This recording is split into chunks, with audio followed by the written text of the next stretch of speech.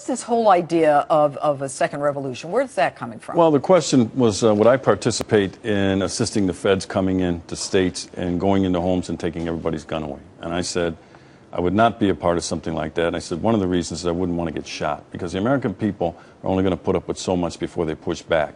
And I said, if the feds tried to do that, disarm this country, I said, you would see an uprising and maybe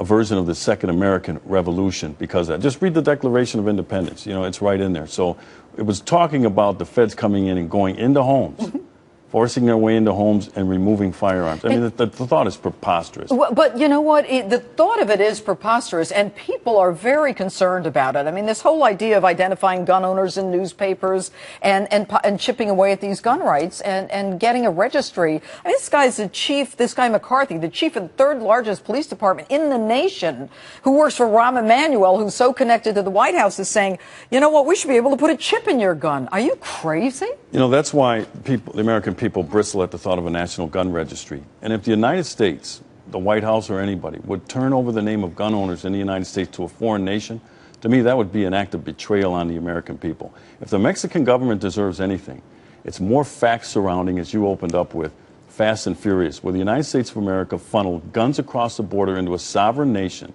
into the hands of drug lords, and now those guns are being used to kill Mexican citizens. They should be demanding more answers about that. I agree with you, and I think that they should be angry with this administration for sending those guns in and not telling them about it, all right, because their people were murdered as well. But let me go to you, Stephen Halbrook. I mean, you're the constitutional expert here. In Mexico, lawmakers are actually considering asking the United States to provide a registry of all gun owners in the border states, you know, California, New Mexico, Arizona, and Texas. Their reasoning is claiming that it'll make tracing guns used in violent crimes easier. Talk to me. Registration is prohibited by U.S. law. It's been for a long time. Our first law prohibiting registration was passed right before World War II because we saw the experience of Nazi Germany, Soviet Russia. Registration means confiscation. The Firearms Owners Protection Act, signed by President Reagan, prohibits registration. The background check system prohibits it because we don't want a system in our country where all the citizens are, their names and identities are given to the government. And can you imagine turning this over to the Mexicans? You've already got members of the Mexican police and military selling their guns to drug traffickers.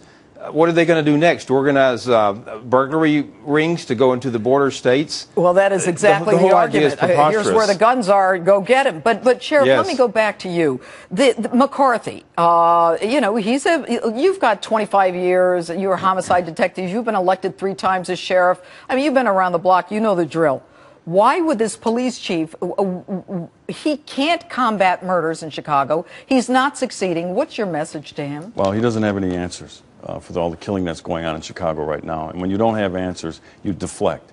So he chose to blame law-abiding gun owners for all the carnage and bloodshed that's going on in Chicago.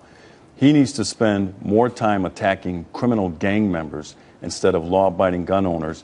And he needs to give the people of Chicago a sense of confidence that he can get his arms around this thing. And right now, that does not exist. And as long as he goes on this tirade against law-abiding gun owners, we're going to continue to see the carnage that exists in the city of Chicago. And it's very sad.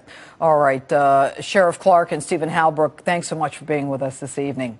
And up next, Oscar Pistorius is out on bail. And given South Africa's dismal conviction rate for murder, is there any chance of convicting him?